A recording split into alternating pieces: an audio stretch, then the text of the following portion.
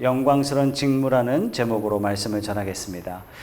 지난주 3장 말씀에서는 모든 장자를 대신해서 레위인들이 회막에 섬기도록 하나님이 대신 부르셨습니다. 형식을 통해서 대속사역, 대신사역, 구속사역을 설명해 주시는 아주 중요한 본문이라고 여러분들에게 말씀을 드렸습니다. 자, 오늘 4장의 말씀은 이 레위인들을 세 족속으로 나누어서 성소의 직무를 분담시켜 주시는 그런 말씀이에요. 마찬가지죠.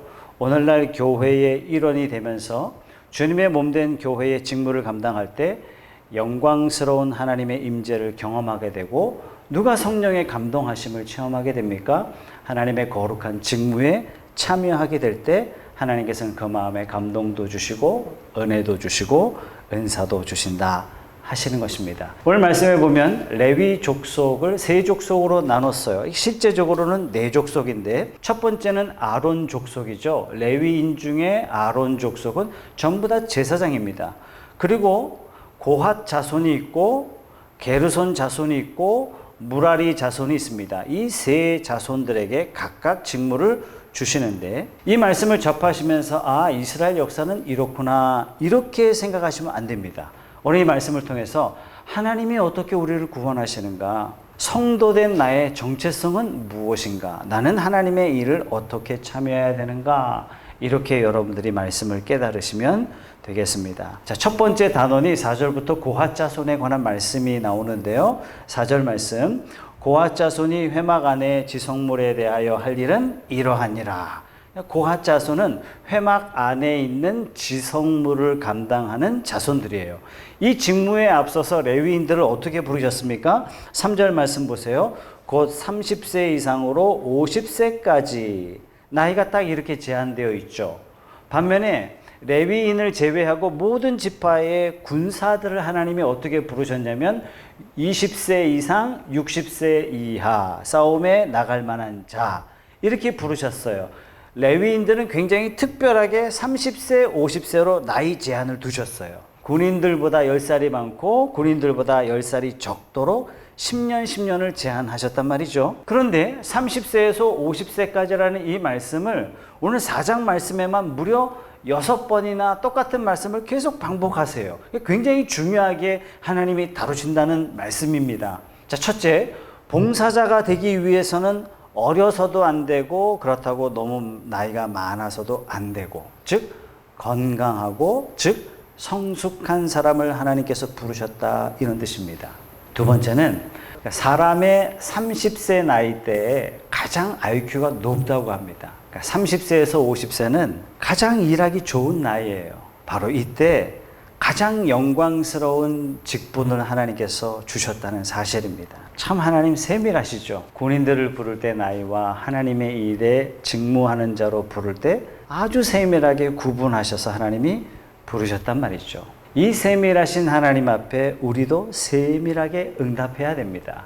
그 세밀하신 하나님의 명령을 따라 지금 우리가 말씀에 봉사하고 말씀에 헌신할 적기의 타이밍을 우리가 놓쳐서는 안 되겠습니다. 자, 5절 말씀 보세요. 진영이 전진할 때 아론과 그의 아들들이 들어가서 칸 막는 휘장을 걷어 증거궤를 덮고, 자, 진영이 전진할 때예요. 진치고 있다가 이제 움직일 때는 성막을 다 걷게 되는데, 이때 걷는다고 고핫 자손이 들어가서 짐을 정리하는 게 아닙니다.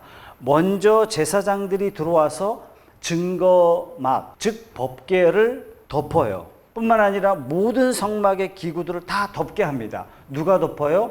대제사장과 대제사장의 아들들. 법궤 누가 덮어요? 대제사장과 그의 아들이 덮은 다음에, 즉 법궤를 고핫 자손들이 아무리 레위인일지라도 볼 수가 없어요. 다 덮은 다음에 고핫 자손들이 들어가서 어깨에 메고 운반하게 되죠. 보지 못하도록 하셨어요. 오늘 4장 말씀 20절에 보면 그들은 잠시라도 들어가서 성소를 보지 말라. 그들이 죽으리라. 왜 죽을까요? 이유는 딱 하나입니다. 죄 때문에 죽는 겁니다. 언제까지요? 예수님이 십자가로 말미암아 성소의 휘장을 찢어 놓으실 때까지 이것은 반드시 지켜져야 돼요. 그럼 예수님이 십자가로 말미암아 성소의 휘장이 찢어졌다는 얘기는 뭐냐면 이 죄의 문제가 해결됐다는 얘기예요. 누구든지 하나님 앞에 담대히 나아갈 수 있게 된 거예요. 누구든지 믿는 자는 하나님을 아버지라 부를 수 있는 것이 가능해지는 겁니다. 예수님이 오셔서 이 일을 해주시기까지 이 일을 계속 감당하면서 그들은 끊임없이 물어봐야 돼요. 왜 우리는 볼 수 없습니까? 하나님은 어떻게 하셨습니까? 자, 15절 말씀입니다. 자, 진영을 떠날 때 아론과 그의 아들들이 성소와 성소의 모든 기구 덮는 일을 마치거든 고핫 자손들이 와서 맬 것이니라. 그러나 성물은 만지지 말라. 그들이 죽으리라. 회막 물건 중에서 이것들은 고핫 자손이 맬 것이며 만지지 말라 이렇게 말씀하셨어요. 왜 그렇죠? 죽으리라. 여러분, 다윗 왕이 제일 먼저 왕이 되면서 수도를 예루살렘으로 정합니다. 그리고 실로에 있는 법궤를 제일 먼저 가져오게 하죠. 이때 엄청난 행사를 기획하고 실행합니다. 하나님의 임재의 상징이니만큼 이 법궤를 실어나를 황금수레를 특별히 제작했어요. 온 성도들이 황금수레가 들어오는 모든 길가에 배치시켜서 하나님의 임재하심을 환영하도록 했어요. 다윗은 이렇게 하는 것이 하나님을 공경하는 거라고 생각했어요. 그런데 수레의 소들이 뛰기 시작합니다. 그 순간 수레를 담당했던 레위인 웃사가 법궤가 떨어지는 것을 본능적으로 막자 그 자리에서 즉사하고 맙니다. 이것 때문에 다윗이 3개월 동안 말씀을 묵상해요. 아, 내가 원하는 대로가 아니라 여호와께서 명령하신 대로 해야 되는구나. 그래서 법궤를 운반할 때 레위인들로 하여금 어깨에 메어 예루살렘으로 가져오게 되는 것입니다. 그래서 우리가 이 말씀을 접할 때 하나님이 나에게 뭐라고 말씀하셨는가? 하나님이 우리에게 무엇을 요구하시는가? 성경의 말씀은 오늘날 성도들에게 무엇을 말씀하시는가? 여기에 제1 우선순위에 둔 사람이 성도인 거죠.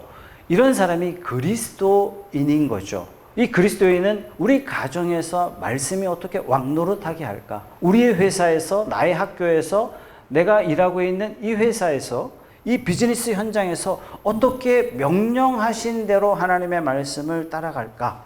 바로 여기에 형통이 있다라고 하나님은 약속해 주셨습니다. 사랑하는 성도 여러분, 시기가 어려울수록 하나님의 말씀대로 행할 수 있는 어찌 보면 적기입니다. 오히려 이 위기의 순간이 그래 맞다. 하나님의 말씀대로 한번 살아보자.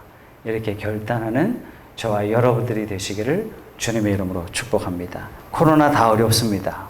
어려울수록 우리가 말씀에 귀를 기울이게 될 때 하나님께서 우리를 이 환난 가운데서 건지시고 이 환난이 지나고 났을 때 하나님의 말씀에 무장된 자들을 통해서 이 세상의 빛과 소금의 역할을 감당하게 하실 거라고 확신합니다. 오래전에 제가 서울 강남에 있는 교회로부터 강사 초청을 받았어요. 방송국하고 교회하고 같이 연합해서 하는 그런 특별한 집회였어요.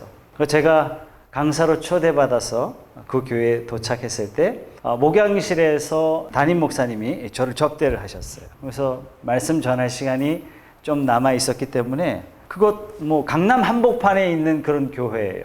목사님이 이곳 강남에서 목회하는 게 얼마나 힘들고 어려운지 모른다 그러면서 이런 이야기를 하셨어요. 아니, 토요일 날 주님의 몸된 교회 함께 청소하자고, 우리 주일 함께 준비합시다. 집사님 나오세요. 권사님 나오세요. 그러면 이거 다 강남에 사시는 분들이라 그런지, 아니 목사님 자꾸 부르지 마세요. 귀찮아요. 청소 용역 쓰세요. 1년에 얼마가 들든 내가 1년치 돈 다 내드릴 테니까 청소하는 사람 부르세요. 제발 나오라 소리 좀 하지 마세요. 아니 목사님 청소하라고요? 우리 집에 일하는 아줌마 보내드릴게요. 몇 시까지 보내드릴까요? 대부분 이렇게 이야기하더란 얘기예요. 그러면서 목회하기 정말 힘듭니다. 성도된 우리는 그리스도께서 대신 죽으심으로 말미암아 우리가 하나님의 자녀가 되었어요.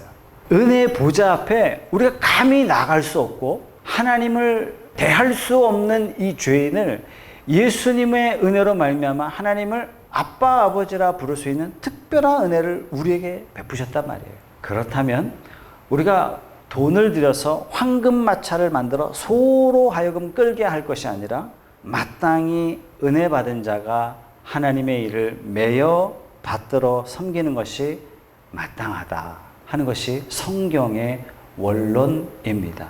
그런 차원에서 이번 주 토요일 오후 2시에 교회 청소하겠습니다. 은혜 받으신 분은 꼭 나오셔서 함께 주님의 몸된 교회를 새롭게 하는 시간 갖도록 하겠습니다.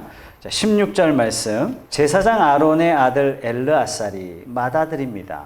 장차 대제사장이 될 사람이죠. 엘르아살이 맡을 것은 등유와 태우는 향과 항상 드리는 소제물과 관유이며 또 장막 전체와 그 중에 있는 모든 것과 성소와 그 모든 기구니라. 여러분, 고핫 자손, 게르손 자손, 무라리 자손, 사실상 제사장 자손들 이외의 족속들에게 말씀을 쭉 하시는데 유독 요 한 절만 제사장들이 해야 할 일을 특별히 말씀하시고 계세요. 제사장들이 할 일이 뭐 여러 가지겠지만 오늘 이 4장에 굉장히 특별하게 등유와 향과 소제물과 관유, 이것은 제사장이 직접 관리해라. 여러분, 이것이 무엇을 상징합니까? 성령과 기도에 관계된 것입니다. 여러분, 초대교회 안에 여러 가지 문제가 생기자 사도들이 7집사를 특별히 세우게 됩니다. 그러면서 뭐라고 이야기해요?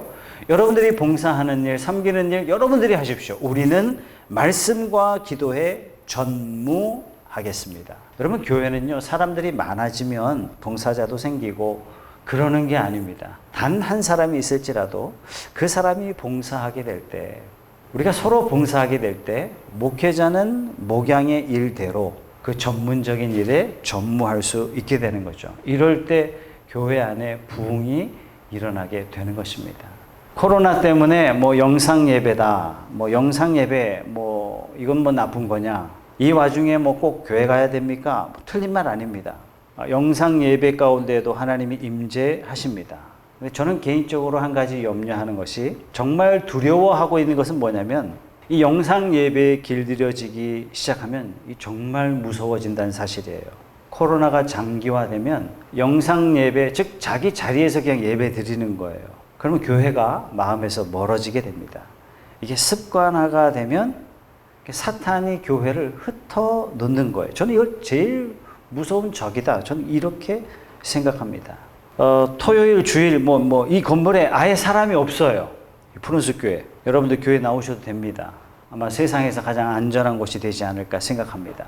여러분의 생명을 주신 예수님의 몸된 교회를 함께 청소하고 개인적으로 잠시 기도도 하고 또 주일을 그렇게 맞이하는 것이 복된 주일 맞이가 되는 것입니다. 히브리의 사고방식은 저녁부터 하루가 시작이 돼요. 그래서 주일을 맞이하기 위해서 저녁을 어떻게 보내느냐, 저녁을 너무 노는데 에너지를 많이 낭비하면 주일날 예배 드리는 것이 결코 쉽지 않습니다. 그렇다면 우리가 주일을 토요일부터 미리 마음으로 준비하고 은혜로 준비하는 것이 마땅하지 않을까 이렇게 생각하고요. 여러분들이 토요일날 와서 교회 봉사할 때에 그냥 나오지 마시고 자녀들과 함께 나오십시오. 신앙은 말로 전수되는 것이 아니라 부모가 보여주는 삶을 통해서 신앙이 전수된다 하는 것입니다. 그래서 주님의 몸된 교회를 어떻게 사랑하는지 우리 부모의 섬김의 모습을 보고 나도 저렇게 섬겨야 되겠다. 주님의 교회를 저렇게 사랑하는구나 하는 것을 몸소 보여주시기 바랍니다. 자, 21절부터는 게르손 자손들이 맡은 일이에요. 게르손 자손들이 맡은 일은 주로 덮개를 담당합니다. 천막을 담당해요. 29절부터는 무라리 자손들의 직무가 나오는데 이 무라리 자손은 널빤지 혹은 기둥들 이런 것도 좀 무거운 것들을 담당하게 되죠. 족속마다 맡은 직분이 조금씩 틀립니다.